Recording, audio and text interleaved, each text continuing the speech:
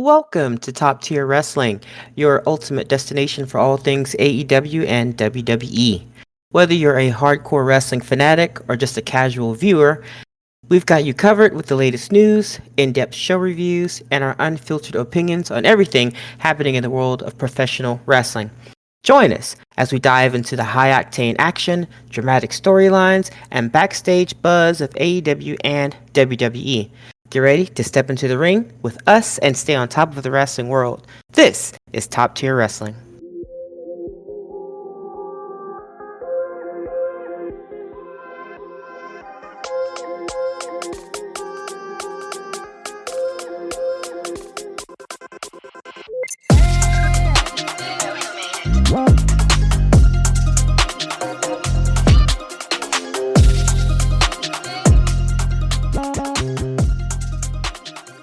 Welcome, one and all, to the Top Tier Wrestling Podcast as we cover AEW's Dynamite for October 23rd from Maverick Center in Salt Lake City, Utah. I am your host, Dirty Dawn Mysterio, and this is my handsome co host, Daddy Josh Menard. Let's get into it. Daddy Josh Menard. Oh man, that's great. Um, Indeed, welcome everyone. And this episode of Dynamite, I felt like was pretty damn good. Yeah. Just to give away kind of my opinion at the beginning here. We have a pretty good card of Shelton Benjamin versus Sammy Guevara, Danny Garcia and Private Party versus the Elite, Camille versus Queen Aminata, and the ladder war for the Ring of Honor World Championship. Yes. Mark Briscoe defending versus Chris Jericho, round 2. In addition to that, we start the show with the Blackpool Combat Club, or Moxley's crew, or whatever they're going by these days, making it known that someone else will pay tonight, and a little piece of that person will be destroyed forever for their own good, for the greater good. Always for the greater good, Moxley goes on to say. Yeah. And anticipating the Moxley crew coming to cause havoc, they cut from that promo to the arena, I guess the rear parking lot, where Mark Briscoe, Danny Garcia, Private Party, Top Flight, and others are waiting for them in the parking lot. This is AEW standing up against Moxley's crew, anticipating their arrival. And then after seeing that, we cut to Tony Schiavone welcoming Hangman Page to the ring. You're a brave man, Tony. The last time you had Hangman in the ring by yourself, he very nearly went off on you. So, yeah, I thought the same thing. Yeah, honestly, I thought the same thing. Whenever the situation was taking place, I was like, Shivani, the last time. I mean, honestly, who saved this? Who saved him? Was it Swerve? I know somebody came out to the ring to stop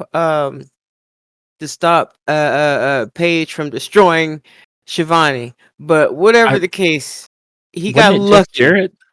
Was it Jeff? Yes, it was Jeff Jarrett. That's right. Yeah. He wasn't gonna let him put his hands on him. Yep. That's right. and I think this was back. They don't touch Shivani. This was back just before Jarrett and Paige had their lumberjack strap match. Yeah, I think so. Since then, Hangman Page has gotten into it with Juice Robinson and subsequently the returning Jay White. And that appears to be what Page wants to talk about tonight. He goes on to mention how he knocked out Austin Gunn so bad that he doubts he remembers his own brother's name. And almost like basically on cue, Colton Gunn rushes the ring and attacks Page from behind. And just as Page is starting to get the upper hand and looks like he's about to start whooping Colton Gunn with his belt and possibly choking him with it, Switchblade Jay White and Juice Robinson rush to the ring. And between the three of them, they end up sending Page into retreat, who appears to be limping. If I had to guess, It's from that last match he had with Jay White, where Jay White went all in, no pun intended, but you can have it. Um, It's yours. on It's free. on Hangman Page's leg, particularly the knee. And so Yeah. it still looks like Page is suffering from that, even though he kind of interfered last week. I guess, he wasn't so wounded then that was a sticking point. But yep, so we've got a wounded Hangman Page limping back to the back while Jay White takes the mic and pretty much lets Page know that he's got Page's number, and if he wants to run it back, he's ready. Yeah. And so are we. So are we. Yeah, absolutely. Jay White Hangman Page is a fantastic match. I I would I can, would yeah. love to see them go again. Definitely. And and this is a perfect example of what I meant when I said if a match if two competitors are good, if the chemistry is good, if they're giving us a banger of a match, then they can run it back for us several times. And that's the difference between us wanting to see Hangman and Jay White again and us never wanting to see Andrade and Carmelo again. Like, Well, yeah, no, what? I Yeah, agree. I just would like to say I think Andrade and Carmelo have gotten better. they I mean, have. Oh, necessarily yes. they would have to. I mean, practice makes perfect. I think Yeah, the reason that is getting so played out is it has literally been back to back to back to back to back. Like if you do it once or twice, like I was here for it even in the best of three, but we're on seven now. yeah, And in a show that only like on WWE programming, you only see them on one show and you only see about four matches on that show. It can get exhaustive. And so I feel like they've just sort of run it into the ground. I'm not saying wrestlers can't have some back and forths and a tiebreaker. I mean that's the point of a feud. But yeah. No, I'm saying the same thing, but I'm saying that I also want it to be entertaining, and it hasn't. It just started getting entertaining between Paige and um White. no, not between Paige and White, Oh, between Carmelo and Andrade. It just for me, it just started getting interesting.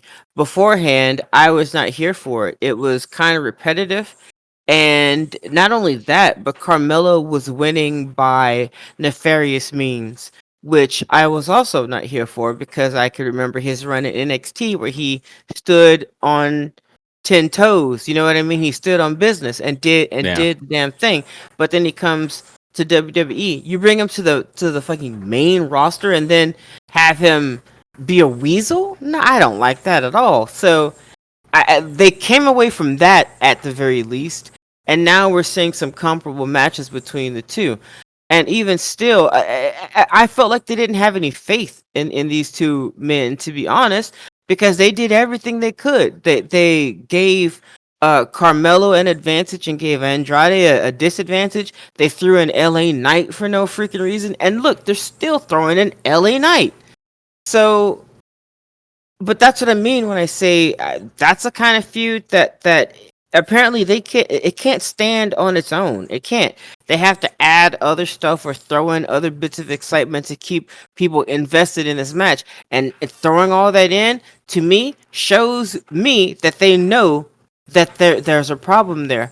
Versus Jay White and Paige just having matches, man. That's it. Like old school feuds. I'm gonna interrupt in your match, and then you're gonna interrupt in mine, maybe. But then we're gonna have another banger, and we're gonna try to break each other, and we're all here for it. Same thing with Paige and Swerve. Like these were rivalries that we didn't see them every freaking week. But I promise you, I bet you, not promise, but I bet you that we would have been invested in it each week if we had seen them because they were just that good. Yeah, I agree, and I think for me, kind of the difference is that it feels like what's happening with Carmelo and El Idolo and LA Knight is because they don't have a better plan for either the three men. Yeah. Um, Yeah. Yeah. Yeah. Whereas this actually feels like there's a story they're trying to tell here, Mhm. between Jay White and like the overarching story being the decline of Page into insanity. Um, because of his obsession with vengeance and just making him a surly bastard, and it's just all coming back to roost for him. Um, so yeah, I kind of am more invested in what's happening here than feeling like what we're seeing happen between Carmelo and Andrade and LA Knight is just like they don't have a better plan. I think they're starting to develop one though, but I'll talk about that another time. Uh, Moving into match one, we have Sammy Guevara versus Shelton Benjamin with MVP. And let me ask you, did this feel more like this should have been Shelton Benjamin's debut match? Because I feel like he came off way more dominant against Sammy Guevara than he did versus Leo Rush. What do you think? I I'm gonna go ahead and call this his debut match, and I'm gonna call the one that he had with Leo his warm up. Like that's almost something that could have been on, like, Dark or something. Or I mean, and I, I'm looking online, and people see that differently. They see reverse. They actually think that the match that he had with Leo, he looked more dominant in, and the match that he had with uh Guevara, not so much. Which I would love to really get into their arguments here. If anybody feels the same way that's listening to this, I would love to hear your reasoning, because for me, the match that he had with Leo, he looked a little sluggish, a little, I mean, not as refined as he did in this match with Sammy Guevara. I felt like he was getting his legs back in the match with Leo. I also want to point out that Leo is quite possibly one of the smallest competitors there. So I'm none too impressed with, you basically throwing around a guy that's, half your size. So I don't know. I feel like this one, Sammy Guevara isn't much larger than Leo, I know. But I'm also expecting, I don't know. I think Sammy is, oh God, I don't want to say that Leo can't go. He can go in the ring. He just he, I feel like his sole purpose for that match was just to get thrown around, to be perfectly honest. Whereas I feel like Sammy Guevara gave him a bit of a little kickback, which is what I would God, I don't want to say that either. Interesting. Listen, I'm not trying to can Leo, but I feel like this match between Sammy Guevara and Shelton Benjamin was a bit more comparable from both men, and I think Shelton looked better in this match. I feel like Sammy Guevara gave him more of a fight, whereas Leo didn't. And I'm not saying Leo couldn't, but he didn't. I don't really think he gave him that much of a. I think that match was really just to show his strength and dominance.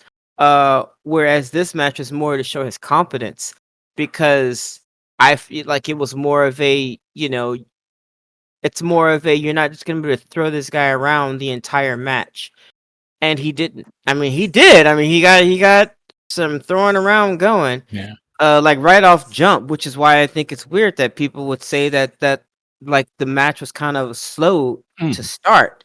I'm not really sure what we were watching. I'm not sure what other people were watching versus what I saw. I think that Yeah. this was a high octane match, and I think both competitors looked good. Whereas in the first match he had, I feel like it was meant to make Shelton look really good and more of a squash. Yeah. Um Oddly, I feel fairly different about that. I feel like Mhm, Shelton Benjamin put on a more dominant performance against Sammy Guevara. mhm, And I feel like his match against Leo Rush, he didn't look as dominant as I think they were shooting for. I almost think that's what justified this match. mhm, mhm, Um, because Leo Rush, I don't know where I'm very vaguely familiar with Leo Rush's past. I know him at AEW. And from what I've seen just since he's kind of made his comeback this year.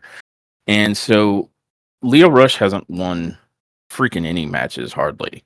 Um, whereas Sammy Guevara just was a champion or is a champion with Dustin Rhodes. And I feel like Sammy is billed as a higher opponent on the card than Leo Rush. And so Yeah. for Shelton Benjamin to come out and basically take a lot longer to finally put down Leo Rush than he did with Sammy Guevara is why I feel like that match with Leo Rush didn't do what it needed to do for Shelton Benjamin. This one Yeah. with Sammy Guevara starts out like he immediately delivers a knee to like Sammy's midsection to establish dominance, and then proceeds to pitch him into the air. Like when we saw this matchup, you said he's going to yeet Sammy Guevara to space. He practically did. He, He you did. know, Yeah. with like a release crotch suplex, he threw him like 7 feet in the air, and then just let him glide back to the ground and splat. And so Yeah. between that and like the overhead belly to belly outside on the ramp and like the super kick that decapitates people that Shelton Benjamin's now throwing, um, I feel like he ran through Sammy Guevara appropriately because we're trying to pitch Shelton Benjamin as a beast here, right? Yeah. I think he ran through Sammy Guevara fantastically well, and it was like way better than it's showing that he is a dominant and very powerful competitor than him dicking around with Leo Rush and like trying to knee Leo Rush out of I think a suicide dive and then falling backwards onto the floor. Like none of that helped establish Shelton Benjamin as a dominant gold standard wrestler. His match here with Sammy Guevara did a much better job of that, and Yeah. he obliterated Sammy. And Sammy is, I'm sorry, I think he's higher on the card than Leo. Hmm. So I'm not Okay. sure that I felt like the Leo Rush match did any favors for what they were trying to do to establish Shelton Benjamin as a beast. And No, I agree.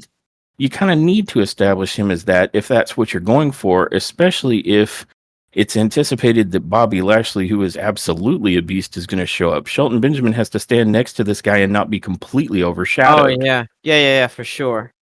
So Yeah. I think this match did a much better job of it, and it was altogether a more entertaining match. I felt like the one with Leo Rush was taking longer than was necessary and kind of stalled out in some spots, whereas this Yeah. one went beat to beat to beat and Yeah. did what it needed to do. I So, think I think for me that's what I mean when I say comparable because I'm not competent, not comparable. Sorry. He didn't look to me, Shelton didn't look very competent in that match that he had with Leo. It was mm-mm, supposed to be a squash match. It was supposed to be him looking dominant, but instead he looked kind of sloppy, and kind of out of sorts, which is why I said that this would be that should have been like a dark match or like a match that would be on a yeah, pre-show. Honestly, because it just didn't do what they wanted it to do for Shelton. Whereas this match, uh although Sammy did give him some kickback when and he Leo did. did too, even though Sammy did give him some kickback, this match showed not only that Shelton looked not only did he look dominant, but he looked competent, which he just did like the last match he had, the match that he had with Leo, I didn't see that. And I saw all that in this match, which is why I'm okay with calling this his official uh Debut. debut match. Yeah. Yeah. I think I'm in agreement with you, and in my opinion, it was an altogether more well put together match. I mean, we got some good counters from Sammy, and Sammy looked like he was bringing his offense, but Benjamin just simply was too powerful of a guy by comparison to be Yes. stopped by it. Yeah. And I mean, the end sequence where Sammy tried to springboard at him and gets hit with a super kick, and then gets hit with the decapitator super kick. That's what I'm Yeah. calling it. That Benjamin does. That's the one that just looks like your head came off, Yeah. followed by a step up knee into the corner, and then his exploder power slam. Like Shelton Benjamin definitely took control of it there at the end and just finished Sammy off. Like that was definitive, and that's kind of what I think they're going for. They're pitching him as a monster here, Yeah. and that's how it looked to me. Whereas kind of the meandering with Leo Rush and then falling backwards off of them, none of that I mean, I know accidents happen. I'm not trying to give him Hmm. too much grief for it, but the picture you're trying to paint, I don't think it painted. This match Yeah. did so far better, in my opinion. Yeah, no, no, you can't use words like gold standard. You can't use those Hmm. and then have your man miss a step and just basically fall on his ass. You can't do that. But Yeah. this match with Sammy Guevara, yeah, you can go ahead and throw it. You can throw down the gold standard. You can Very throw much that down. agree. So, Yeah, so I think the character and his role that they're trying to portray was much more successfully conveyed in this match with Sammy Guevara, and it was a absolutely. banger of a match. Like Sammy does not disappoint, in my opinion. I'm No, I'm never. really up on Sammy, and Shelton looked really great for having an opponent like Sammy, and it was a good match. Yeah, I was really happy with it, especially since it basically needs to be a glorified squash, right? Like, because Sammy's a main roster guy, so it can't be a super squash, but it definitely made Shelton look very strong against a powerful member of the roster. And that was good. And yeah, I think that's what you need because we need the Hurt Syndicate, I believe they're going by, to be impactful. I mean, what would be the point of rebuilding them over here on AEW after they flailed in WWE if not to have them be impactful? And yeah, that's what I think was conveyed here a lot more accurately and convincingly than the match with Leo Rush. Me yeah. personally. Agreed. And so after that banger of a match, we cut to the back where Renee is interviewing Mariah May, and May is coming out of a dressing room with some luggage, and Renee's like, "Where are you going?" And she's like, "Nowhere." And she says, "But you have this briefcase." And she's like, "Oh, it's not mine." And she yeets it down the hall, and it turns out it was Anna Jay's stuff. And Mariah says, Anna Jay doesn't deserve to be in the ring with me. She doesn't deserve to be in the locker room with me. She just doesn't deserve to even be here. And then Anna Jay rushes into the frame and attacks question mark Mariah May. And I say that because Anna Jay rushed in and basically just kind of grabbed her lapels or her neck or something, but didn't really do much. Yeah, And pushed her that gently, I think, by the face or some yeah, shit. like lightly touched her to express Like, disapproval. hey, you threw my stuff out. Yeah. Kind of like that. And then Christopher Daniels appears almost immediately to break this up. Yeah, like I don't know where that dude came from. Like he just came out of a wall Yeah. to break And to I break it up thought maybe we were going to get a replay of like the last time this happened, and he took a slap from, I think, was it Mariah May or Anna Jay? from Um, Mariah. but I thought maybe No, this it's time from Anna. I'm Anna. sorry. He Oh, took a okay. slap from Anna.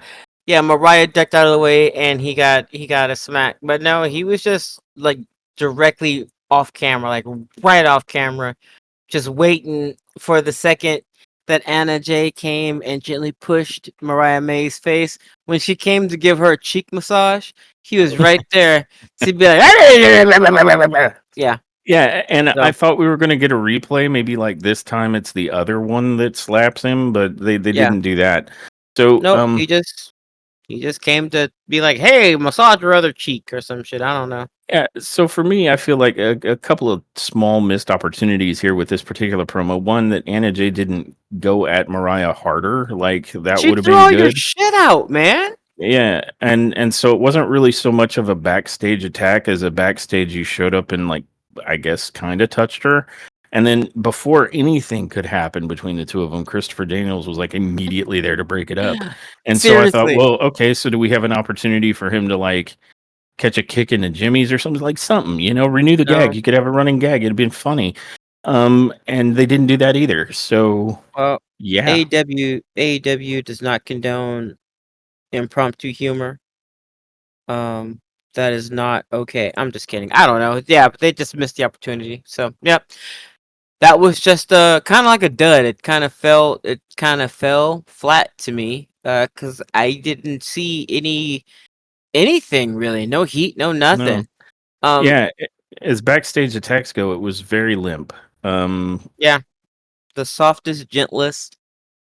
attack. Like I think, to be perfectly honest, I think if that, like, let's say for sake of the argument here, kayfabe, let's say that this really was her shit that got thrown down the hallway. I think that her clothing uh took a bigger hit than anything else in this. Like Yeah, yeah. The luggage was the real the victim here. luggage. Yeah, the luggage Um, got hurt. That's about it. So, because Anna Jay didn't even get her good sucker punch in, like she could have run in from out of nowhere with like a jump kick or a, shit. just a Yeah, sucker punch, anything. Instead, kick she to the just sort of gut. rolled up and like gave her a strongly worded disapproval. And Yeah, before Christopher Daniels broke it up, and I'm like, Chris, what are you actually breaking up here, bud? And like then enter they didn't, stage left, kick to the yeah, gut.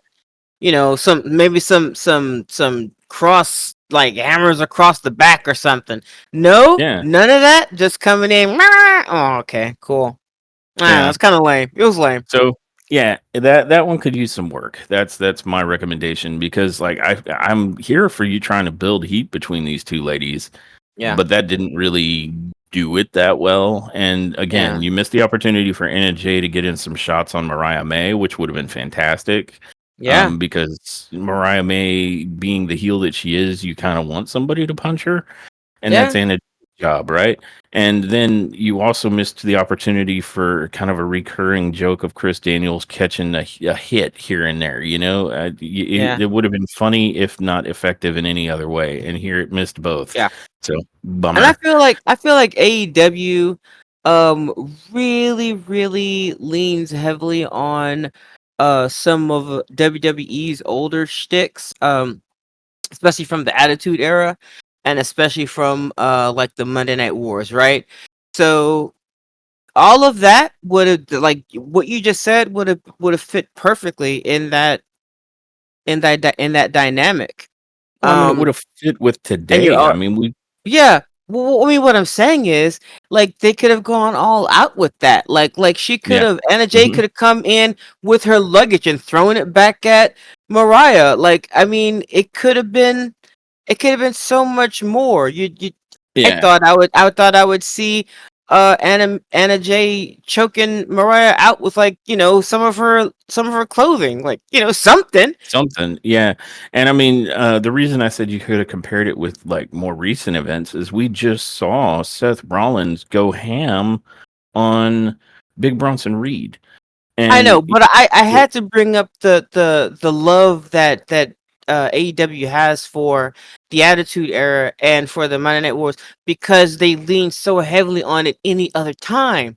yeah, no, you're That right. I You're just feel right. like this was totally a missed And I mean, opportunity, especially yeah, between two blondes. Like, come on, yep, yep. The backstage attack is a classic. So, yeah, two and I women. agree with you.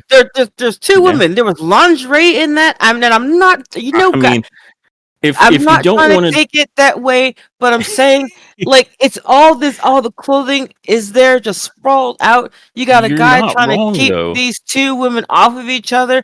Two Yep. blondes. You got one that literally goes on about, like, she just acts like she's smoking hot, like, she's a starlet. I mean, we could have gone crazy with Yeah. that. We could Anna have gone Jay could have come crazy out with it. there if she wasn't gonna like deck her. She could have been like, "Oh, you like messing with my clothes? How do you like it when I mess with yours?" And she tries to like immediately take her top off. If we're gonna go that route, Yeah, you know, like and anything. Like, Mariah May, like maybe she actually succeeds, and Mariah May has to like cover up, and she's like, "Oh," and oh, how Christopher Daniels dare you! breaks it up. Yeah, anything. It could have been any of that, and it It was none it of those things. literally could have been any of those things. You're right. Yeah, And they instead decided that they were just gonna have her throw some luggage out and walk around like or no, I'm sorry, not walk around, but like stand there and talk about how somebody doesn't belong there because this is a Mean Girl episode, I guess. And again, yeah, you could have gone so much further with that. So much further. yeah. Instead, nothing. Yeah, so some missed opportunities there. It could have been more, and it really wouldn't have taken much to make it more, but they didn't go in any of those directions, unfortunately, with it. Um, After that, we have Tony Schiavone, who is apparently welcoming a lot of people to the ring tonight. He's welcoming Kyle Fletcher and Don Callis, Yeah. the walking thumb. The And walking this was for Fletcher's big announcement that literally no one wanted to hear except Fletcher, because the crowd just tries to boo him and Don Callis out of the ring the same way that, like they think either of these men are named Mysterio. Um, and Yeah. for some reason, Fletcher says that the fans are as much to blame for this whole thing as Osprey is. Before Osprey came to AEW, Fletcher was the next big thing. Now everybody just says he's the next Will Osprey, but he wants all of us to know that he is better than Osprey in every single way. Yeah. Sure, kid. He also And then mentioned that people said that he looked like Osprey, and to which I replied, "I'm sure they don't." what is Uh, Osprey like? 5'11", 6 foot with shaggy hair, and it's like red brown, and he's got a voice that comes from somewhere south of hell. yeah. Hey, bruv, like versus Kyle Fletcher, who's like 6'5" and just has like weirdly disheveled hair that is very blonde and looks nothing like Will in the face, No. and has a very high pitched voice for a guy that's 6'5". I Yeah. don't see the comparison here, guys. At absolutely no freaking point. At no point as he so eloquently put it, inbred American, uh, come Um, around and been like, hey, Osprey, when they were looking at Fletcher. Stop it. Stop. Like Cap. if my eyes were closed and either one of them started talking in the ring, I would be able to distinguish who's who. Osprey not Exactly. only has a much deeper, almost bark of a voice, he also speaks with a much thicker accent. Whereas Yeah. Fletcher has a light Aussie or New Zealander kind of accent that's not even that heavy. Osprey sounds like he just came out of Oliver Twist. So I don't think anybody is confusing who is who. No. No, but I mean, whatever. He's got to cut his promo. And it was all right. It turned out to be an okay promo. I mean, He I'm just here wanted, for it. Yeah. yeah, he just wanted to repeat that he was nothing like Osprey, uh, over and over again. Yeah, but then Uh, he proceeded to like start shaving off his hair erratically. And I'm like, now I think you're a lot more like Britney Spears than you are Will Osprey. Good point. Yeah, that's true.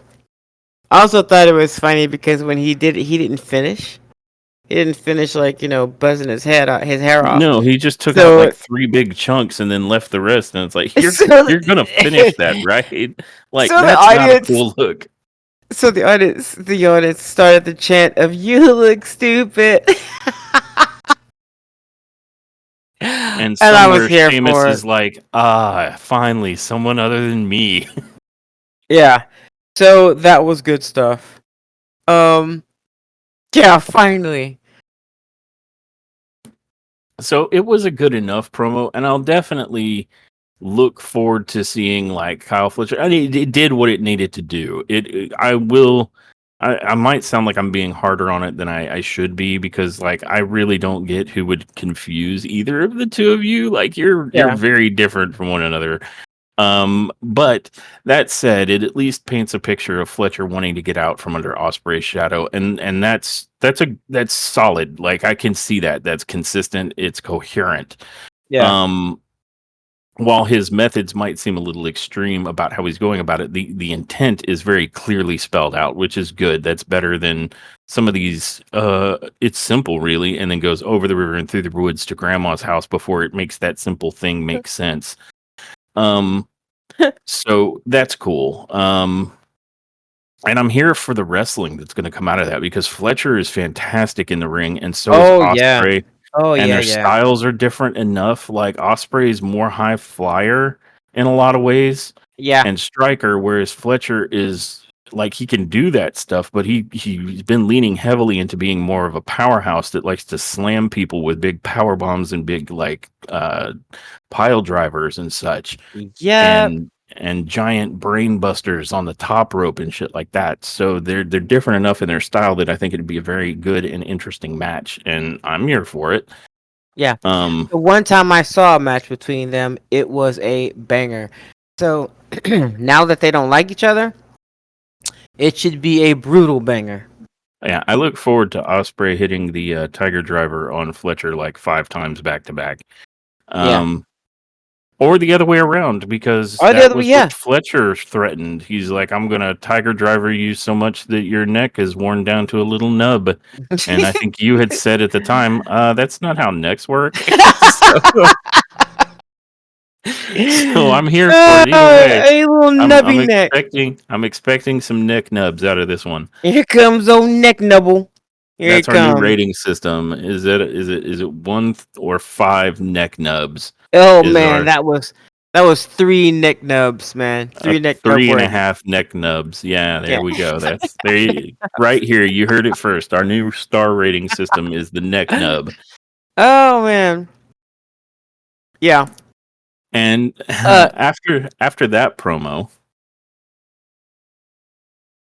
Yeah. yeah. Sorry, Yeah. did you want to or should I? Oh yeah, that's what I was gonna say. Yeah, After yeah. that, we got a video package of Takeshita defeating Josh Alexander at the Maple Leaf Pro over the weekend, and Ricochet shows up to make the save there, and he issues a challenge for Rampage to anyone.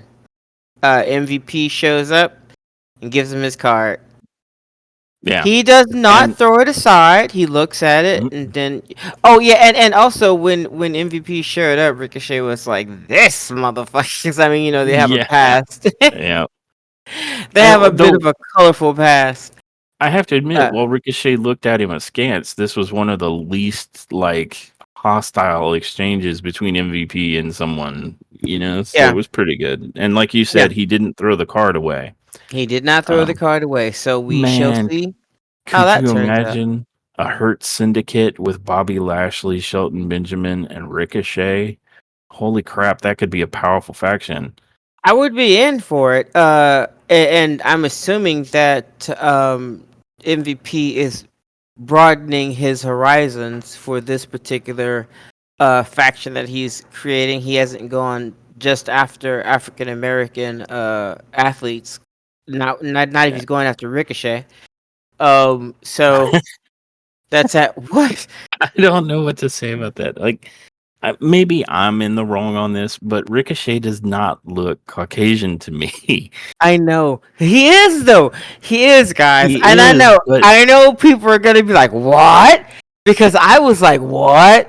And I mean, it really doesn't matter, right? But he is. He totally is. So I mean, MVP is not going after you know just African American talent now, and I think he yeah, actually went after another he went after white Leo guy. Rush for sure. Yeah, he went Um, after Leo Rush and a couple others. Oh, Private Party, didn't he give them his card, or was yeah. that, or was that No, I don't think Private Party has. I could be wrong on this, but I know for a fact that oh, Stokely? what's his name? Stokely Hathaway is all about Private Party right now. So Yeah, I because I he's don't basically remember if doing, MVPs hit them up. yeah, he's basically doing the same shtick that he did with Statlander and Willow. Hmm. Here, now he's trying to break him up. So I'm not really sure what they're doing with Stokely. I thought that they had Like an angle a for story, him. an angle, but they don't, because now that I feel like the angle that they were gonna give to him, they've given to Prince Nana. When it comes to Prince Nana versus MVP, so I mean, it's just I don't know what they're doing with Yeah, see, Stokely now. yeah, that's a good point because they did that whole thing with Stokely kind of reviewing the wrestlers, looking like he was about to try and build a stable or something, right? Yeah. And Yep. that's exactly what MVP is doing. Yep. But you're right. I've seen more heat between MVP and Prince Nana than I don't even know if Stokely and MVP have even talked to each other yet. No, they haven't. So, Like he just went off and he's trying to do basically the same thing MVP is doing, but then they moved from that to him doing exactly what he did with Willow and Statlander. So hell if I know if they know what they're doing with him. I wouldn't be surprised if he just kind of disappears or ends up going somewhere else because this looks like more of the same that he's yeah. already done, just with guys instead of girls. Well, I think his arc and Statlander's both got disrupted so that Statlander can go against Mercedes Monet and give her something to do that doesn't completely suck. So Yeah, I but she think ain't that's even where that's going. at. And she ain't even going against Monet yet. She's going I don't. against Monet's Yeah. hired help, Yeah. which is like, oh god. I mean, that says so much. That says so much without saying anything. And Hmm. you know, and I feel like Tony Khan has to be sitting around thinking, I'm paying how much? Because honestly, not only are you paying for this superstar that should have just been standing on her own 2 feet, but now you're paying for the help that she needs to look like a competent wrestler. And you might need to hire somebody else to make that person look credible. So, Yeah. woof is And all I can that's say to that. unfortunate. Yeah. We'll definitely get into. I agree with you, and we're going to explore the issues with the Camille and Monet thing going on later because it comes Yeah. up. Um, but I agree with everything you've said so far. Uh, that brings us to after that particular video package. That brings us to the second match of the night, which is Brian Cage and Lance Archer, the new muscle of the Don Callis family. Stepping to the already in the ring discount Viking Raiders. I don't know. Yeah, Did they even say who these guys were? they did not. They never gave them a name. Yeah, I think I've seen them one other time. So I mean no disrespect to them if they're very popular, say in Ring of Honor or something. But like I hadn't seen these guys, but maybe one other time, and doing basically the same thing here, which was the job. And essentially, this was a squash for Brian Cage and Lance Archer. I think Yeah, Big Brian Cage spine busted the life out of somebody, big booted and Germaned another one, and then hit them with their combo finisher, which is like a choke slam power bomb, and that was that. how And was that was that? the entirety of the match. Yeah, And this was good. I mean, we were just talking about like making somebody look dominant, and this is, like Brian Cage and Lance Archer already look pretty dominant just on its face, but this is like they're squashing the crap out of some guys, showing how powerful they are and how quickly they can dispatch like opponents. yeah, Um, and it did what it came to do, and I saw what I wanted to see, which is big powerhouse moves out of Brian Cage and Lance Archer. I'm here for it. I was also very pleased to see Lance Archer. His hair was rebraided. I did yeah, not like braidless Archer that well. yeah. Didn't even look like him to me. So I prefer the braids. But I mean, it's his Hmm. head, right? You do what you want with the head. But I'm just saying. It is, but I think that has become kind of almost like a trademark look for Lance Yeah, Archer. So I when it agree. was gone, I was confused. I'm like, who is that? Oh, it's Lance. So it was good to see it back. And I'm anticipating big things for this big duo. Hopefully, more pushes for these two big guys because Brian Cage has been out there working his ass off, like putting on banger matches. The match he had with Will Ospreay not too long ago was absolutely amazing. So I have high hopes for these two men, and I'd like to see it because I'm a powerhouse mark. I really like powerhouse style wrestlers. Yeah. Uh, let's see. And I agree. I'm here for it too. I like powerhouse wrestlers, and Brian Cage and Lance Archer just sounds like a dream powerhouse match that like Yeah. once in a lifetime. We're never gonna be able to put Hmm. these two like this is.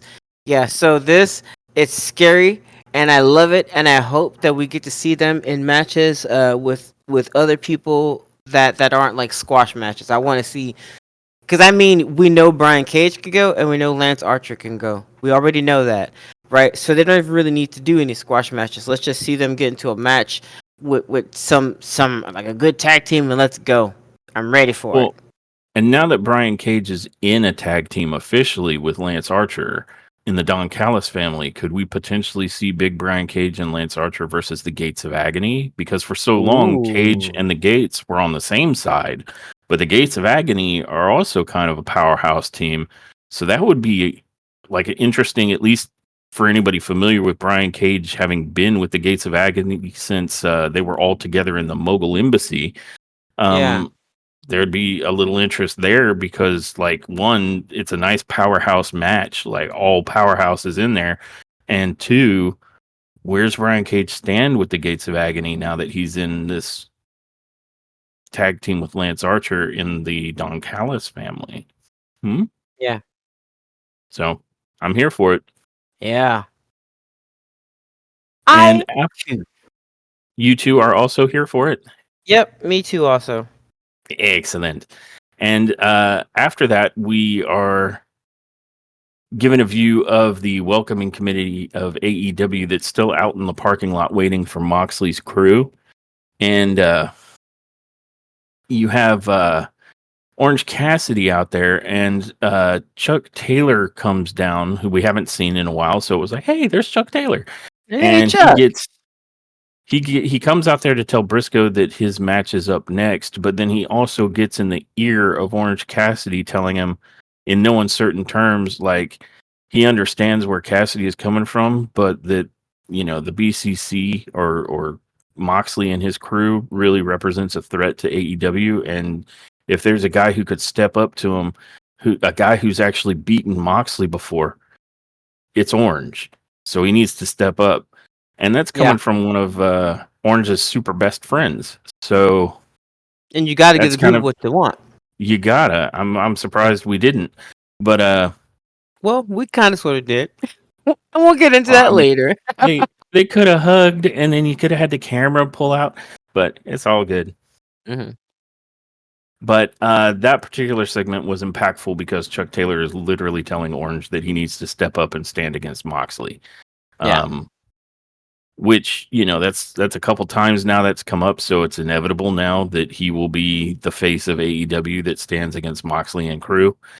Um, but that brings us to which, in my opinion, was the match of the night. The ladder war for the Ring of Honor World Championship between Mark Briscoe, the defending champion, and Chris Jericho, the challenger, hoping to go from being the Ocho to the Nueve. Yeah. And this match also has some added heat on it because Jericho keeps running his mouth, and in said mouth is the name of Mark Briscoe's brother Jay. And so Mark is very, very upset with Chris Jericho for bringing it there. And so it's a bit of a grudge match at this point because Briscoe wants to feed Chris Jericho his teeth. And Yes. right out the gate, you can see that around the ring, we've got like two sets of tables set up and a whole bunch of different sized ladders. And what catches your eye almost immediately is the two sets of tables that are like between the ring and kind of where the announcers are. And right out the gate, Briscoe yeets Jericho into those tables. And more or less early on in this match, is presented with the opportunity to climb the ladder and get the belt. And instead of Yeah. doing that, Briscoe decides that he wants to beat the tarnation out of Jericho some more. Yep. And so it almost tells you where we're going with this one is that Briscoe had a perfectly clear opportunity to win this match and instead elected to deliver more punishment to Jericho. So Yeah. in effect, Jericho getting under Briscoe's skin is going to cost Briscoe. Um, This match had some crazy high spots that I'll go over real quick. There was a beautiful Death Valley driver that Briscoe delivered to Jericho through a table. I'm sorry, a ladder that was set up in the corner, and the ladder was completely obliterated. There was another dive onto the floor where Briscoe had set up Jericho on a ladder that was between, like, it was at an angle on the barricade, and he, Briscoe just yeeted himself, and Jericho moved out the way. So Briscoe basically just threw himself into a ladder through the, as a Yeah. suicide dive, and that was Uh-huh. insane. There was another point in the match where Briscoe sets up Jericho in the ring, climbs one of the bigger ladders there, and then does a froggy bow elbow drop onto Jericho from, like, what do you want to say, like 15 feet in the air, maybe 20? Yeah. And on the Maybe. way, Definitely 15. he bumps into the belt that was hanging right there. We, like, when Yeah. he was setting it up, I'm like, he's gonna accidentally hit the belt and the thing that it's hanging from, and he did, but he still drilled the elbow, and that was a tremendous high spot. And then as we start to head towards the end of the match, which is when this was occurring, Brian Keith, of course, comes in to interfere. Um, and Rocky Romero, part of the conglomeration, shows up and basically kendo sticks Keith back out of the arena, which Yeah. was fun to watch. Like, just smack, smack, smack. And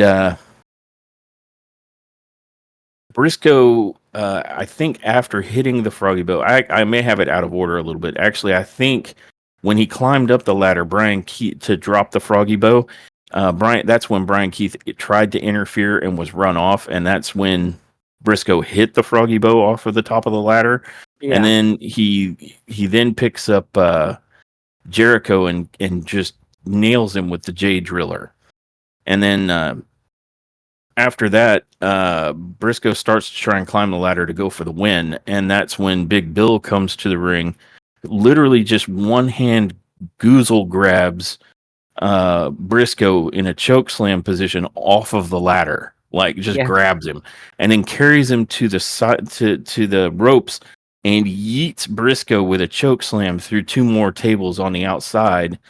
And then he walks over and tries to get Jericho on his feet, but since Jericho's kind of obliterated from what's happened, Big Bill just picks up Jericho on his shoulders.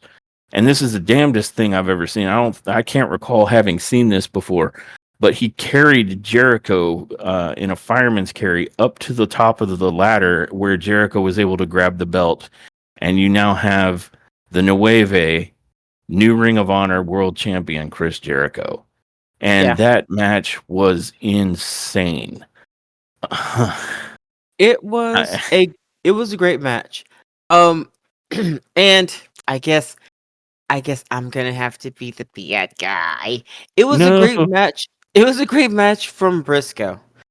Um I am trying my best not to be down on Jericho. I really am. But everything that you mentioned, every high spot was Mark Briscoe. that's true. Um That's true. Jericho was the recipient of pretty much all of the offense. I can't even think of hardly any he offense that Jericho did. Well, He he just used the stole moves. ladder a lot to Oh, hit that's true. Briscoe in the face. He did Yeah, that a lot. But there were no high moves, no slams, no power slams, no nothing from Chris Jericho that looked dominant. And unfortunately, I am just not happy with him being another belt run. For me, from Jericho is kind of a meh. But I understand that this was more of a storyline situation. And I'm here for it, and I hope maybe that Mark Briscoe could get that belt back quickly. Because yeah. Um I I won't necessarily disagree with you that Jericho's in ring work wasn't really on display here. yeah. And I definitely think that these days, I'd be lying if I said it didn't look like Jericho misses a step here and there. But That said, Jericho really is doing well at being the thing for the good guys to go after. I Um, absolutely agree there. I and agree. he's perfect at playing a heel. He took a match that came out of nowhere, right? Briscoe Jericho, just okay, whatever. And by mentioning Jay Briscoe, immediately gives it heat, like instantaneous fiery heat. Like Yeah, I think Chris Jericho is still an absolute genius with regards to what he understands about this business. yeah, Even if he, isn't impressing anybody necessarily with his in-ring work these days. I don't think it's as bad as people want to say it is, but I'm not going to try and pretend it's great either. Some of the worst matches I've seen have included Jericho. Like again, I refer to Suzuki Jericho, which was nothing but titty slaps the entire match. It was so yeah. bad. Mm-hmm. Um, but to be fair, in this match, Jericho had to sell everything Briscoe was throwing at him, and I think he did great. And it ended up being a fantastic match, in my opinion. Um, so I think there's still some juice left in old Jericho, despite all the people that are crying for him to retire. And him having one more title reign, I don't think much matters because it's just going to be so that somebody, probably Mark Briscoe in the conglomeration, can chase after the learning tree for a reason. Yeah. Um, Well, I mean, and I think the he's conglomeration has a bigger issue at hand, though, which is another reason why I'm just kind of confused. Because I mean, uh, Orange Cassidy is a part of the conglomeration, but he he's is about to be setting up to go to war with Moxley. Is that just him by himself while the conglomeration does what? And where is oh my god, what is his name? I always want to call him Fletcher. Uh, Kyle Fletcher or Kyle no, O'Reilly. Kyle O'Reilly. Thank you. That's the yeah. I always want to call him Fletcher because they both have the same uh First front name. front front name, the same They first have the name. same forename. Yeah, they have the same front name, and but not they have different back names. Fletcher O'Reilly. Um, but yeah, where is Kyle O'Reilly? Um, because he is also with the conglomeration, right? But whenever the conglomeration comes out, uh, to help, it's usually excuse me, it's usually Rocky Romero now. And that's about it. So Yeah. I guess I'm just trying to figure out Hmm. what's going on because right now that means you got a faction that's kind of spread really thin.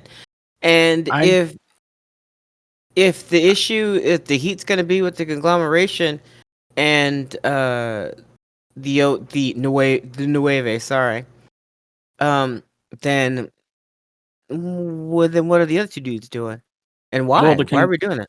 you're not wrong. The conglomeration seems to have several different things going on. You have Orange Cassidy that seems to be deeply involved with wherever this AEW versus Moxley crew thing is Yeah, going.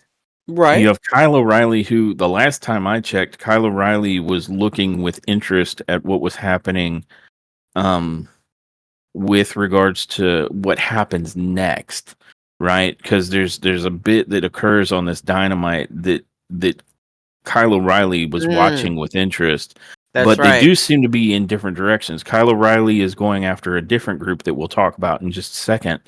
And just to finish up what happened at the tail end of this ladder match, Tomohiro Ishii has made a comeback. And if you recall, Tomohiro Ishii was taken out by the Learning Tree. So it looks like it's not going to be Briscoe that's coming back for revenge. It's going to be Tomohiro Ishii Yeah, versus Jericho coming up next as probably the first challenger to the Nueve. And so I think Tomohiro Ishii will be doing that with Jericho. And so the conglomeration is, like you pointed out, stretched in several different directions right now. And yeah, I mean that's not necessarily a bad thing. They're going to be involved in like just about every major story arc that's coming along. Um, they are absolutely the face faction right now. to that end, what happens after this match and after Tomohiro Ishii kind of stares at Chris Jericho from the stage, um, Adam Cole, his music hits and he comes to the ring. And before we can have story time with Adam Cole, the Undisputed Kingdom, comprised of the actual Kingdom and Roderick Strong, make their way to the ring. And we were watching that like, oh, what's going to happen here? Like, is he still with them? Are they not together? Because Yeah, last because time we saw Adam Cole, he yes, was saying, he had to do stuff kind of on his own, yeah. and now he hears the Undisputed Kingdom. So is the Undisputed Kingdom going to beat him up? And just to put a fine point on it, uh, Adam's story time was interrupted by Roderick Strong yelling, "Adam!" doing what he does with people's names, and that was kind of fun. And so they arrive, and the Undisputed Kingdom says that it wasn't about Max. This is about. I think actually they're referring to Undisputed Era at this point, where Roddy and the Kingdom say it was always about us all together, and Yeah. that he's proud of Cole for working his ass off to come back from his injury, and that it's MJF versus all of them, and he wants MJF first. And Cole goes on to say that he thanks Roddy and the Undisputed Kingdom, and then they demand that MJF come out there right now to catch that ass whooping from all four of them. And MJF appears on the Tron and is in fact getting like a massage. And so he's cutting a video promo while he's getting a massage, and MJF says he can make them jump through hoops, as is his MO, in order to get a match with him. And he says the first of either Cole or Roddy who wins 3 matches in a row gets the match with MJF at Full Gear. Otherwise, he's not showing up before then. Hmm. And so that's interesting. I'm curious to see if that's going to cause a rift between Roddy and Cole as they compete for the opportunity to defeat MJF. And Yeah. it also kind of gives you, I suppose, an in story or in kayfabe reason for MJF, who I think is off doing filming commitments right now, to not be at shows until Full Gear. Yeah. It does. And keeping that in mind, I'm okay with it, but honestly, I'm seeing a lot of repetitive storylines being used right now in AEW, and meh.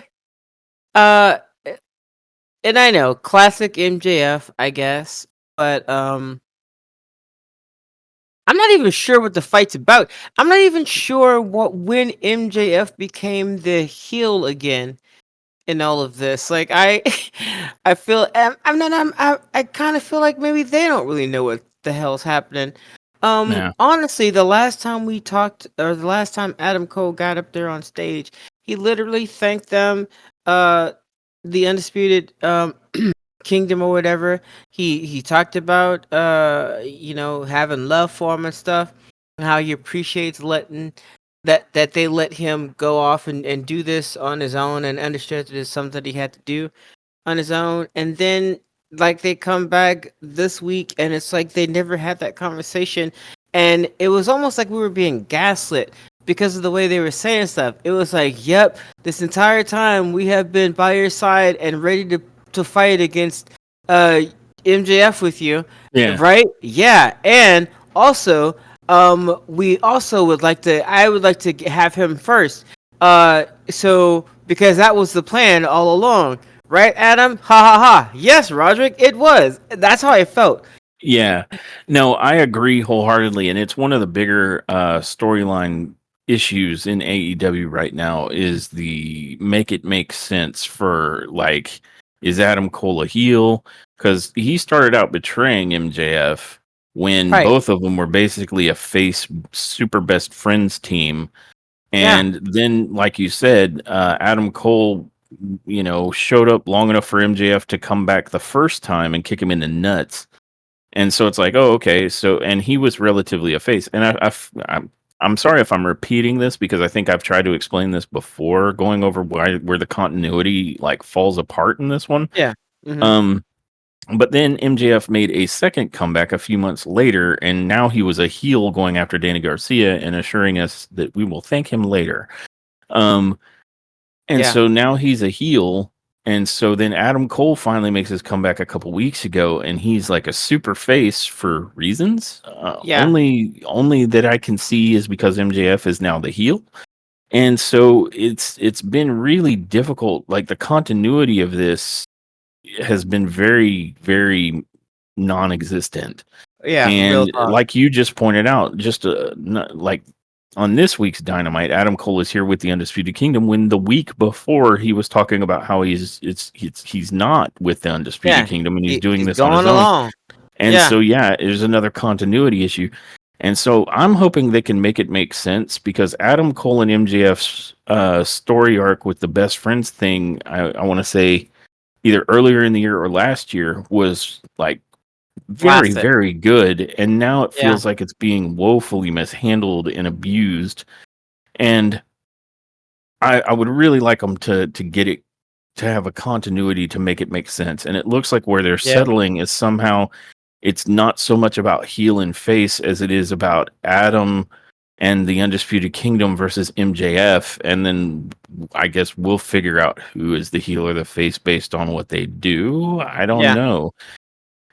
But there's also another component in it, and it was what I was making reference to earlier, is that during all of this, we see Kyle O'Reilly watching from, the back, and Yeah. that's almost always a signal when a wrestler's watching from the back that he's going to become involved. So somewhere in all of this, Kyle O'Reilly is going to become involved, and it's like, are you going to fight against the Undisputed Kingdom, or are you going Yeah. to rejoin them as part of the Undisputed Era? And that ties Right. in with the conglomeration being pulled in multiple different directions. And so it's a little bit of a soup on this one. Like it's like, okay, well, we'll see what we end up with, I guess. I tell you what, I say that it is Ricky Romero breaking the group up. Ever since he got there, he's breaking them up now. It's his fault. Right. Right. Just Rocky blame him. Romero just tanked the whole thing by being A a part of pox it, I on guess. you! A A pox pox on on you, on Azúcar! old sugar Rocky. Azúcar! Um so yeah, I'm not sure where a lot of those pieces are necessarily going. And this Yeah. seems to be perhaps the most convoluted of the story arcs. And it's a real shame because again, the program with Adam Cole and MJF was one of the hotter commodities It really was. It was a great story. earlier end of last year, earlier this year. And now it's just all over the place and doesn't look like it Yeah. has a proper direction and the characters are just all over the place. So I hope they can figure it out and make it make sense. But for Yeah. now, it's whatever because it keeps changing almost on a week to week basis. So it's like, what's happening? So I Yeah. agree. That one could use some work. Yeah. But after that we had another squash match. Between House of Black versus Kevin Koa, Jaden Monroe, and the Pirate de la Muerte. Why, oh why, you're a co-host of mine? Would you suggest that this is a squash match? I mean, we have the widely known and impressive top of the card stars, Kevin Koa, Jaden Monroe, and the Pirate of Death. Yeah. So anyway, basically, House of Black came in and turned the three gentlemen in the ring's vision to black. I mean, honestly, Yep. it was a squash match. Black Yeah. Mass to Pirate. I think there was a leg sweep. Yeah, A double Pirate. stomp. Seriously, Pirate de la Muerte immediately was Muerte in this match. Like he ate Yeah. a black mass right out the gate. Like here's the bell, here's your face on Mr. Black's foot, and here's you outside of the ring, never to be relevant in this match again. Holy crap! Yeah. Yeah. There was a combo just a combo of moves. I'm not gonna go down the list because I mean there were quite a few in a very short amount of time.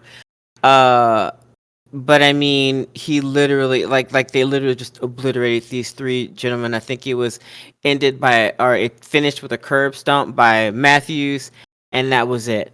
Yep. Um, Your winner's the House of Black. Winners And House I of was Black. so surprised. I didn't expect these top Yeah. names, Kevin Koa, Jaden Monroe, and Pirate de la Muerte, to have been utilized in such a fashion. I was Yeah. really, really shocked. No, I Surprise! wasn't. I mean, if anyone is missing the irony or the sarcasm, I'm not. I mean, Yeah. these guys, they might as well have been already in and the ring. Yeah. That's Honestly. who they were. And Yeah. House of Black looked good. There was a little bit of weirdness on Matthew's stomp at the end. Like I don't know if Jaden Monroe or Kevin Koa, whoever it was that got their face stomped into the mat, didn't quite do what they were supposed to or something, but it didn't look quite right. Like there was a little bit of a stall, but then he hit it and it looked fine. Um, Yeah. and House of Black proves very dominant. But what comes out of this that is very significant is that Buddy Matthews grabs the mic and then lets Adam Cole know that now that Cole has been cleared, he wants to face him next week. Yep. And then they cut to Adam Cole talking with the Undisputed Kingdom, and you know, they're talking about like, why does Buddy Matthews want to wrestle? And Cole's like, I'll find out. And then Cole walks up to Buddy Matthews in the back, and Matthews he asks him, "So what's up? Why are you calling me out? What's that about?" And Matthews is like, "To prove you're fragile," and then walks away. Yep. So we'll Don't find out if Adam Cole is made of glass next week. don't be fragile. Don't be fragile. Don't do it. Yeah. So I don't know. I'm here for it. Hey, let's see. Let's see if he's fragile or not. Are you fragile, or can you hang, Mr. Cole? We will find out coming Yeah. next week. Or will you end up with a concussion and like 5 broken ankles and your Not arms cracking 5 into 60 ankles pieces? Yeah, I and a know. partridge in a pear tree. It sounds impossible, but somehow Cole might find a way. 5 broken bones. Yeah, let's not have that, please. So Um, I am in fact actually hoping that it does not show that Adam Cole is fragile because he needs to be able to have more than a handful of matches before he's on the shelf again. I agree. Um, that said, we come to oh man, the the match we've all been waiting for. Queen Oh, please Aminata. Would you like allow to? me. Oh Oh, of boy. course. Oh boy. Ooh. Okay, so listen, guys. This was shit. It was a shit match. Um, and for many reasons. Oh boy, I don't even know. I don't even know where to begin. It started to it it it started to look good towards the end of the match. I can't say that, but Camille is a trash can on fire, walking on 2 left Oh my feet. god.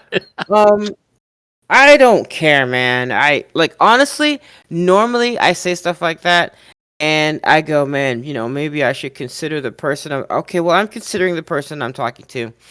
Camille looks so bad in the ring that honestly, if I met her in real life, I'd be like, I can fight you. And listen, guys, I can't fight. All right, so don't think, don't think. Oh man, she must be MMA. No, no, I am not MMA. No, I'm old. I got crickety bones, and I'll And still kitten fight you, mittens. Camille. And kitten mittens, the softest little kitten mittens that you ever did see. I would use my toe beans all on Camille's face because I am not scared of Camille. There, I said it. I'm not scared of Camille. I'm not I don't know. scared of Mercedes. No, nay, I ain't I scared. I ain't scared. I think I would be afraid to wrestle Camille, but for all the wrong reasons. Like she just doesn't look like she's got it together in there. Um, Yeah, no, yeah. oof. All jokes Like I aside, ain't this is trying to get the bad. Goldberg treatment off of Camille. Yeah. All jokes aside, Camille just did not look very good in the ring. Um, the start looked weird. Queen Amanada, thankfully, didn't do a lot of the cheesy, campy stuff that she would do when she's in the ring with a an opponent like Serena Deeb. She didn't do any of that stuff. Very happy about that.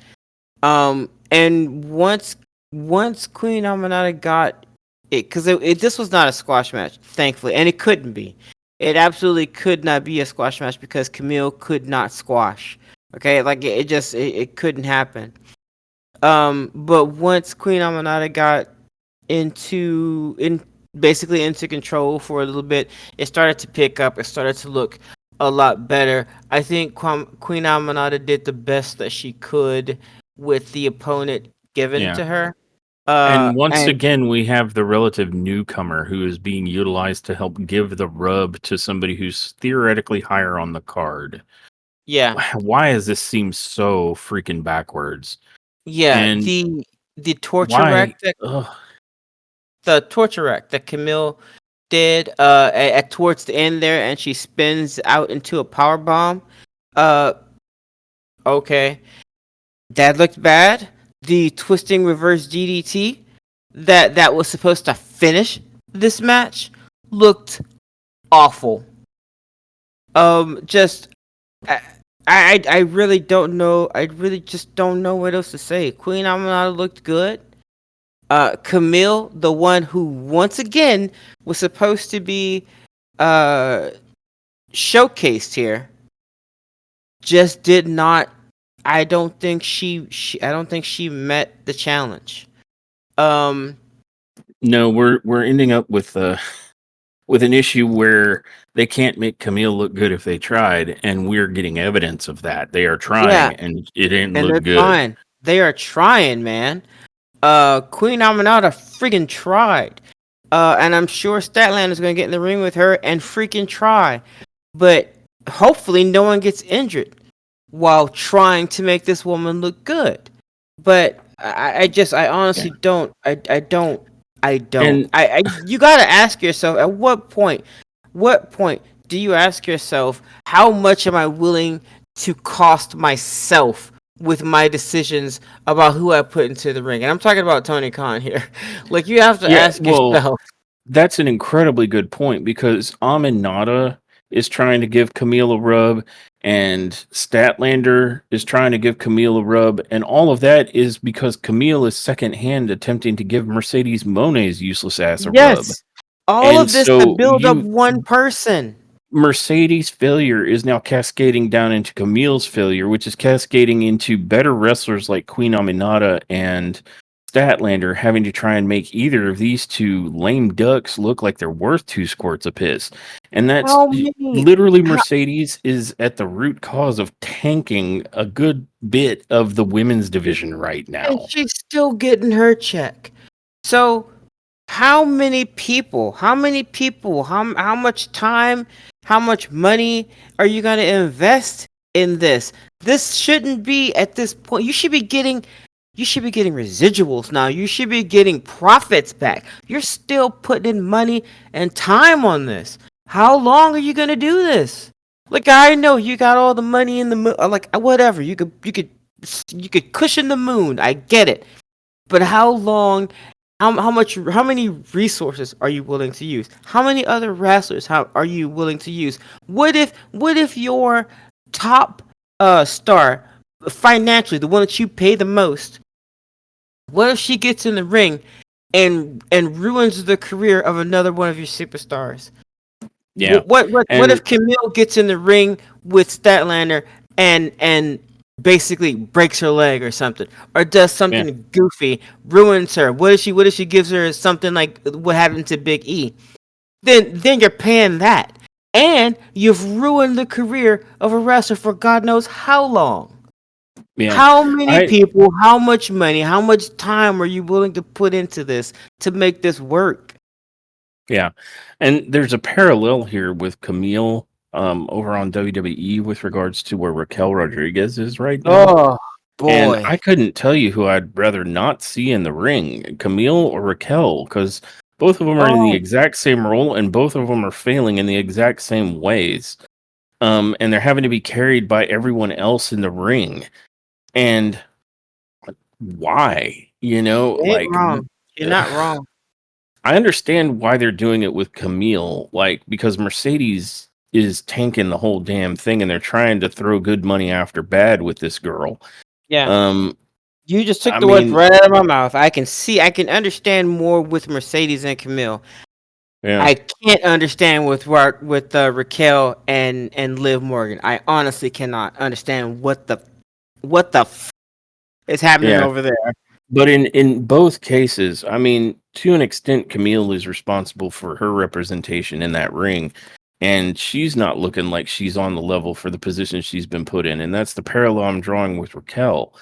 Um, both of them are making just themselves really look like they're making themselves look bad, and they're bringing down whoever they're getting in the ring with right now.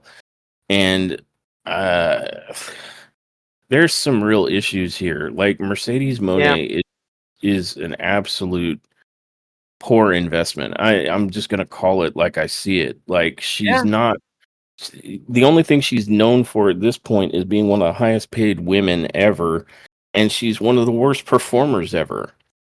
And it's like I said, it's cascading down. It's putting Camille, who clearly isn't ready for this kind of a spot, in this spot, and it's making better wrestlers and performers like Aminata and Statlander have to derail what they're doing and try and give these chicks who are theoretically higher up on the card a rub.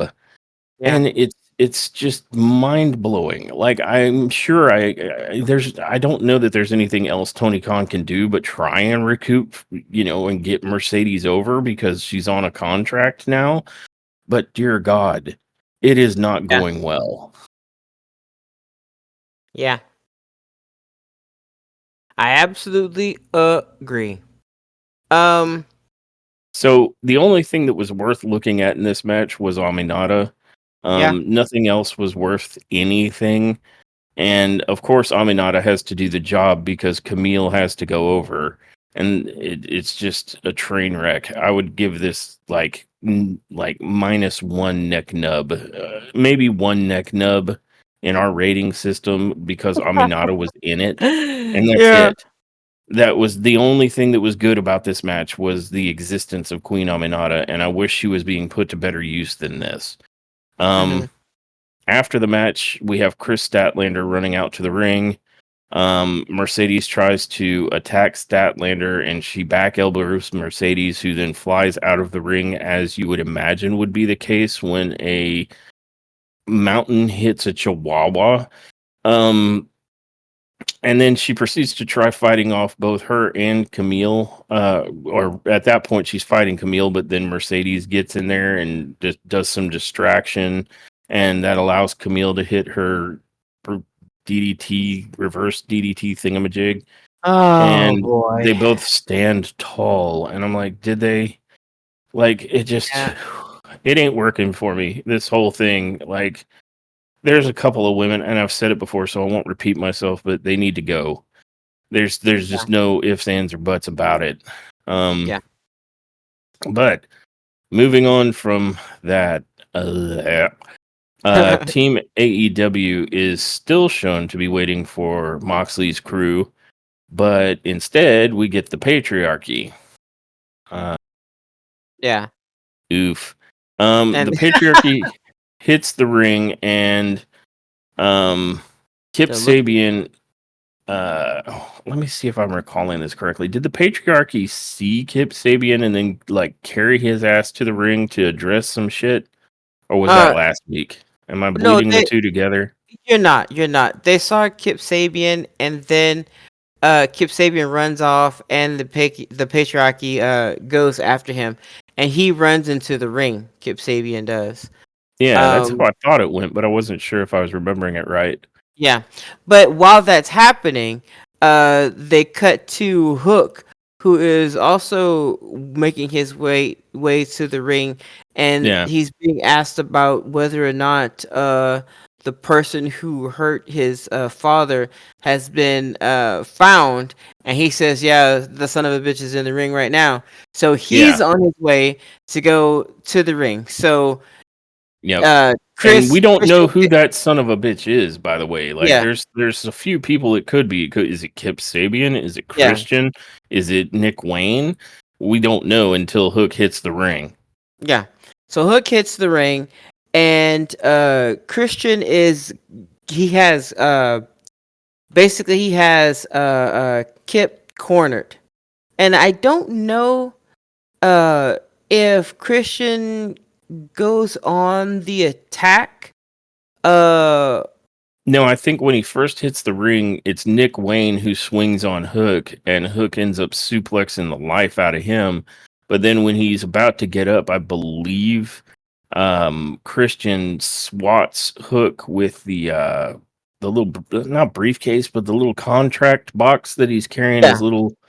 his little contract in, and he ends up kind of going in on Hook, and then he spins Hook around and hits a kill switch on the metal case, and that sort of leaves Hook lying in the ring with all of Right. the rest of the patriarchy. Now, but does he address Kip Sabian before all of that, or does he address him afterwards?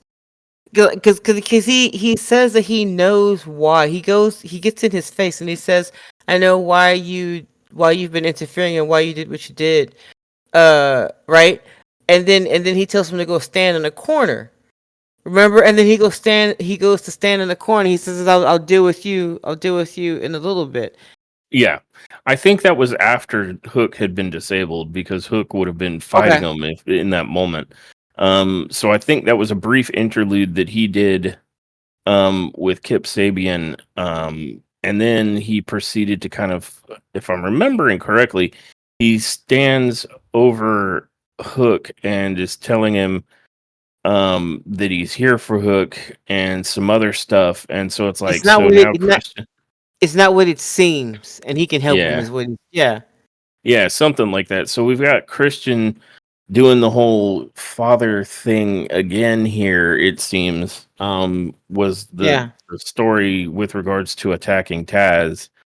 Um, and there's also some developing story related to Kip Sabian as well. Which So is it could, actually, guys, I'm serious. It's kind of creepy. The Kip Sabian thing is crying. It's kind of cringe for me, and it's just because of the way that Christian is talking to Kip, and the whole like Kip going and standing in the corner of the ring with his hands behind his back like a kid. And man, I know yeah, the whole thing was just like ugh.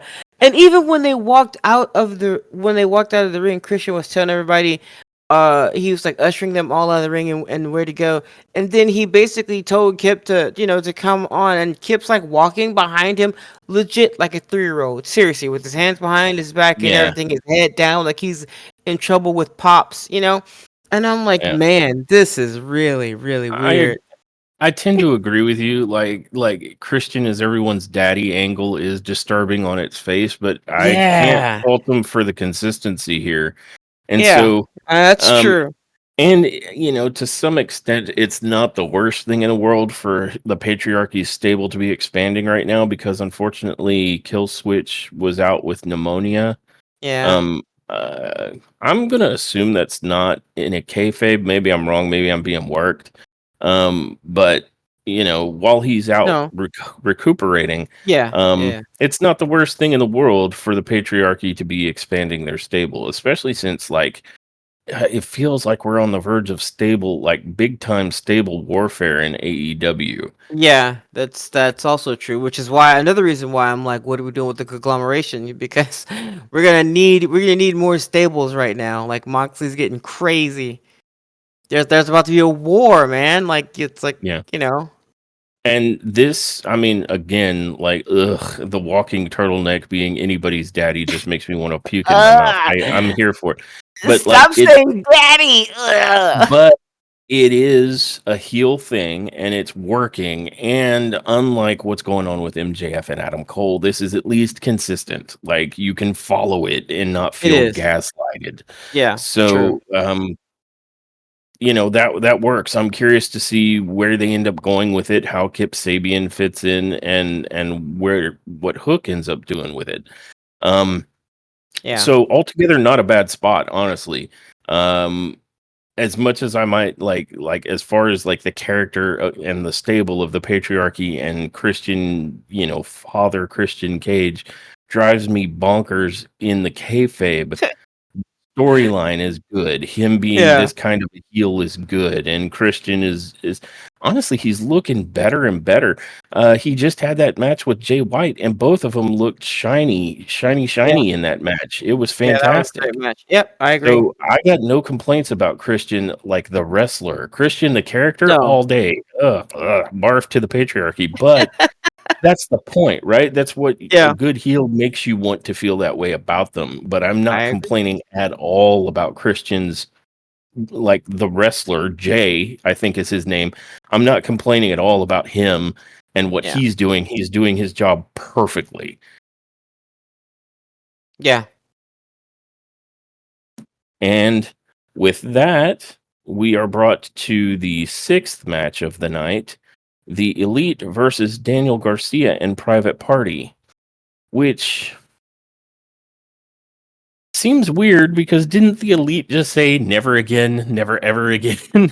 And yet here we are. Yeah. Yeah. Maybe they just meant never again for the titles. Maybe that's what they meant. So, the Elite here is going to be, since it's Daniel Garcia and Private Party are a three-man group, the Elite I should describe here are the Young Bucks with Jack Perry. Yeah. And one of the first things I want to mention, because I will probably never say so again ever, is that in this match, Jack Perry looked really good. And it hurts me, and I half want to die a little. I'm wounded on the inside, but Jack Perry did a phenomenal job in this match. And if he keeps doing that, I might actually have to go over on him. So yeah, I feel dirty now. You wanna speak to this match a little while I try and cleanse my soul? I do. Um, and I agree. Jack Perry looked solid in this But match. oh god. He looks the way that Wheeler's been looking as of late. And if I can go over on Wheeler, then I think I can go over on Jack Perry. If Jack Perry can if he can find a wrestling style Oh, it that works hurts. for him and is believable for him, then I'm on board. Oh, it Um, hurts. it It doesn't. hurts so He's joking. bad. It He's hurts joking, so guys. bad to have to think that there might come a point where I don't want to tell Jack Perry to get the hell up out of here. All right, I digress. You were saying? But if they can get Jack Perry somewhere that I could see him and I could see him winning and it's comparable, then I'm all on board for it.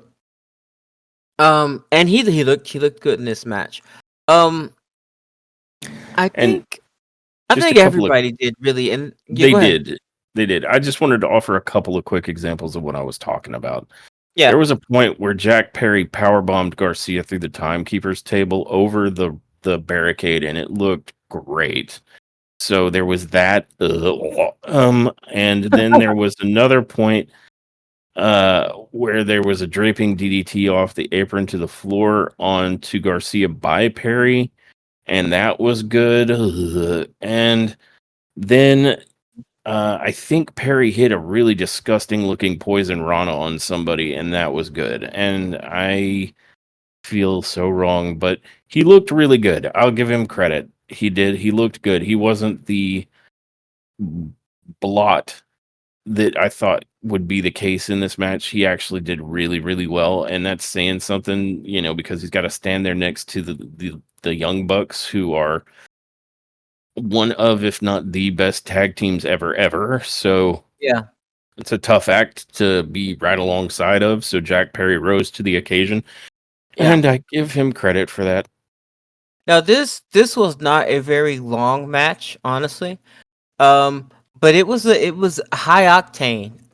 There was all kinds of shit happening, and I think that's probably why maybe Jack Perry stepped it up a notch because it was really like we got a lot of shit that we got to get done in this match. Um, we need to get it done. Like it was like move after move after move after move after move. Um, and in many little spots there, it kind of felt like whoa, what's happening, whoa. But uh that's also the elite. Whenever whenever the young bucks get into the ring, it's kind of that way anyway. So I think that Private Party and Daniel Garcia rose to the occasion, and Jack Perry. I think these men rose to the occasion or rose to the challenge to meet the young bucks where they live. And I think all men involved did a bang up job. Um Yeah, they did, and and it was a it, ton of high spots through this match. Like it was just high yeah, spot after high spot. It was a really seriously. good match. Yeah.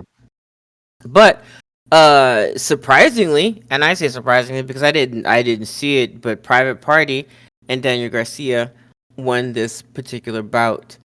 Yep. Um Yeah, I think the Bucks were going for a TK driver to finish them off, and Isaiah was the one that was going to receive the driver, and his partner Quinn pulled which one of the Bucks was it? He pulled the buck that was going to jump over the ropes as part of the TK driver Matthew. down and out.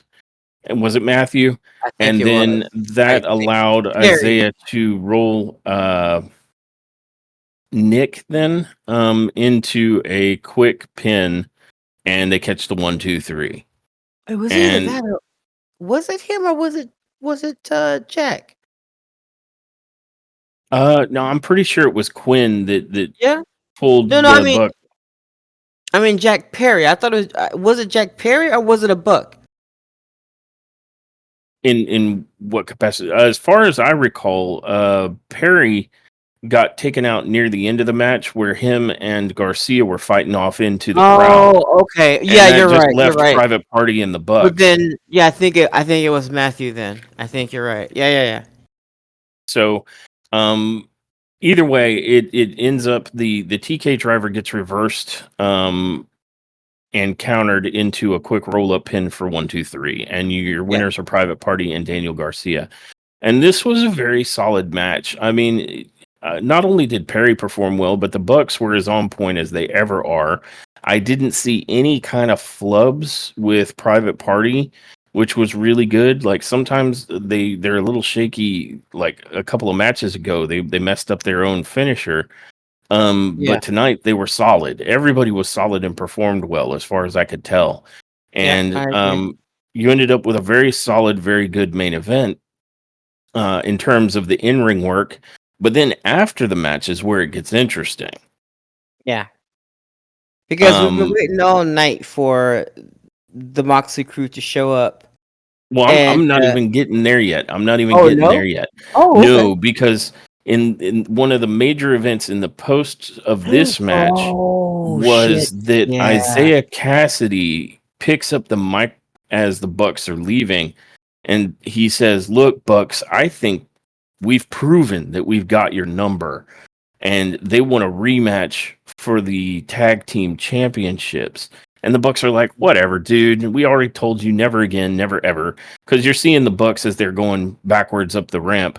And Isaiah Yeah. says, "Well, now hold up. I'm gonna give you an offer. I'm gonna make an offer here that I think you'll like."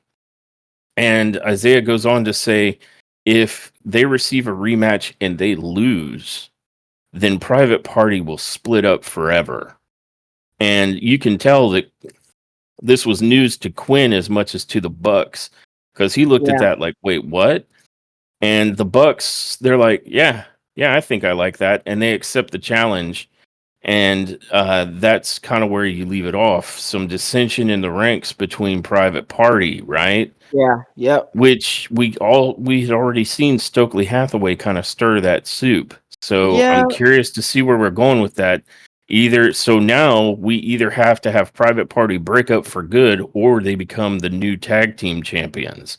Yeah. And I'm very interested in which way that's gonna go. I too would like And to know where that's going. and now we come to the part that you were going to talk about. So go ahead. Yeah. Sorry.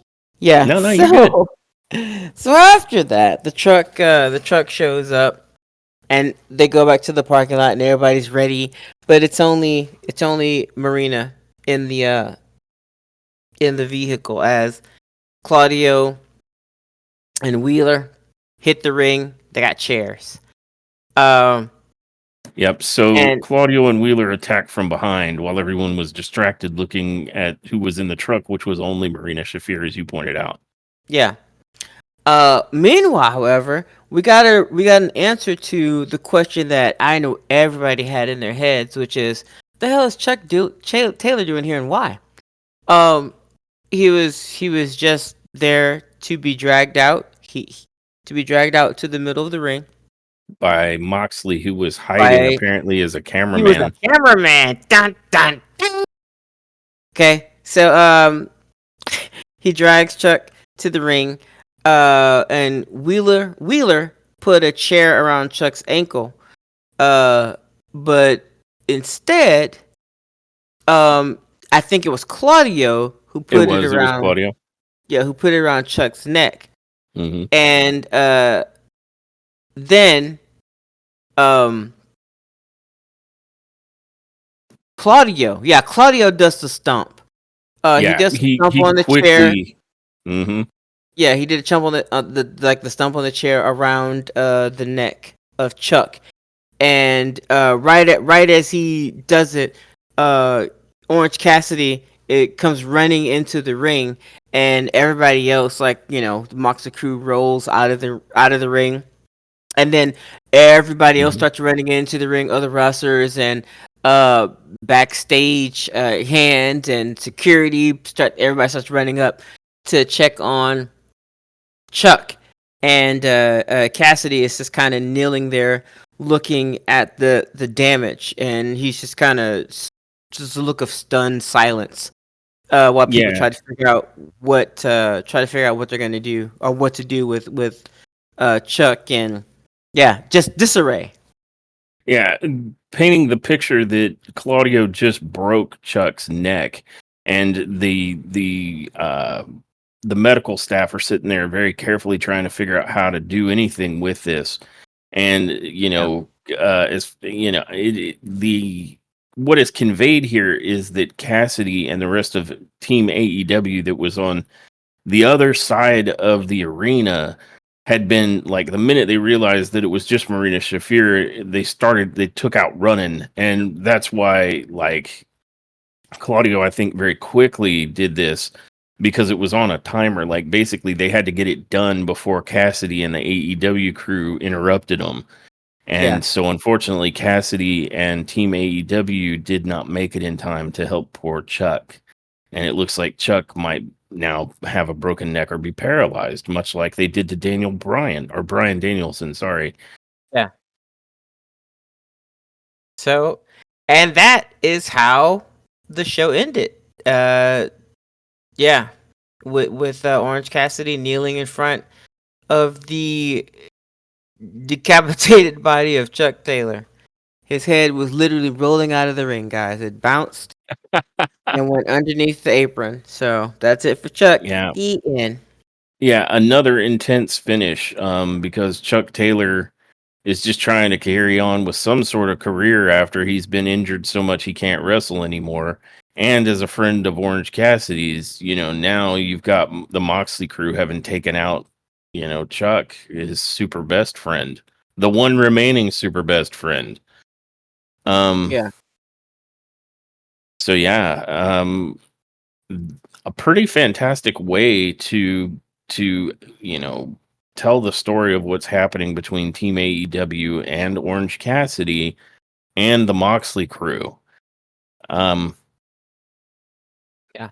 I don't know. I was pretty up on this episode, with the exception being the match with Camille, Mercedes, and Queen Aminata, and not at all because of Queen Aminata. Otherwise, I feel like this was a really solid Dynamite. Um, I would probably What? give it a top tier, right at like an 8. Because there's a couple of downsides, right? The aforementioned match where Camille and Mercedes Monet just can't look good. Mhm. Um, and I'm gonna also take a point off for the inconsistencies that exist currently in the MJF Adam Cole scenario. Yeah. Everything else was very, very good. The in-ring action that people genuinely watch AEW for was here on display in many of the matches tonight. It was very good. And the ladder war was outstanding. And the Elite versus Daniel Garcia and Private Party was a solid main event. So yeah, Yeah. I think I'm going to give it top tier, right at an 8. I 8 would give neck nubs. I'll give it a top tier rating as well. Um, I felt like, yeah, the weakest link was the match between Amanada and Camille. Uh, but other than that, I mean, it was crazy. This episode was crazy. There was a lot that they covered. A lot happened. It was all over the place, but it came together in the end. Uh, and I think the ending. I thought the ending was fitting. I thought it was good. I thought everything worked out. Uh, I think everything worked out in the end. How many times am I going to say the word end? I don't know. And. Um, Um, I and then There, ending. you're End. right about that. There was a lot going on because a lot of different factions are in play. We've got the Bang Bang Gang. They've got a thing going on with Hangman right now. We've got Shelton Benjamin, who's part of the Hurt Syndicate. That is a faction that is being built and will probably be a big deal here in the near future. We had Brian Cades and Lance Archer, as well as Kyle Fletcher, all representing the Don Callis family. We had the Conglomerate versus the Learning Tree. We had the House of Black. We had, I think, Queen Aminata and Camille were probably one of the only ones that didn't involve a faction. Because at the end, we have the Elite versus. Now, this isn't so much a faction as it's Daniel Garcia and Private Party, but they are members of Team AEW. Yeah. Like with regards to their opposition to the Moxley crew. And then you have effectively Team AEW, which is a group of groups that are going off against Moxley's crew. So there was a lot that went on here. There are so many factions. That's why I mentioned that I think we're in the midst of all out faction warfare over here on AEW. There's so many factions. Yeah. And a lot of their stories, I think I forgot to mention the Undisputed Kingdom, which now appears to be a faction again. Question mark, because maybe next week they're not. I don't know. They Yeah. weren't the week before, as far as I could tell, but or Yeah. at least not with Adam Cole, baby. And now he's back in. So yeah, there's a lot of factions and a lot going on. So you're not wrong when you say that the show was kind of all over the place. I mean, not that it was incoherent, but there is a ton going on to keep track of. Yeah. Well, that said, this has been our review of AEW Dynamite for October 23rd. And I want to thank everybody who joined us. And I think our next episode is going to be for WWE SmackDown on Friday. And we hope you all tune in for that. Mhm. And for now, I think there's nothing much left for me to do but go ahead and roll the outro. And I have to say, bye, guys. Thanks for tuning in to this episode of Top Tier Wrestling. We hope you enjoyed our deep dive into the latest AEW and WWE news and shows. Don't forget to subscribe to our podcast so you never miss an episode. Follow us on social media for updates and to join the conversation. Until next time, everyone, remember, wrestling is always better when it's top tier.